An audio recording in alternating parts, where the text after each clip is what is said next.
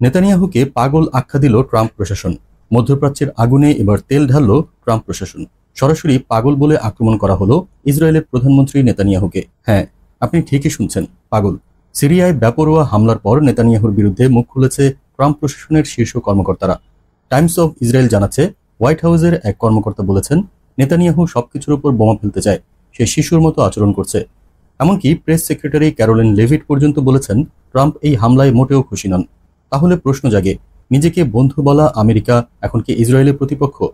গোপন সূত্রে জানা যাচ্ছে, সিরিয়ায় হামলা বন্ধে ট্রাম্প প্রশাসন সরাসরি অনুরোধ করেছিল। ইসরায়েলও তাতে রাজি হয়েছিল, কিন্তু তার পরদিনই বিস্ফোরণ, ধ্বংস আর মৃত্যু। হামলা হয়েছে সিরিয়ান সামরিক সদর দপ্তরের কাছেও।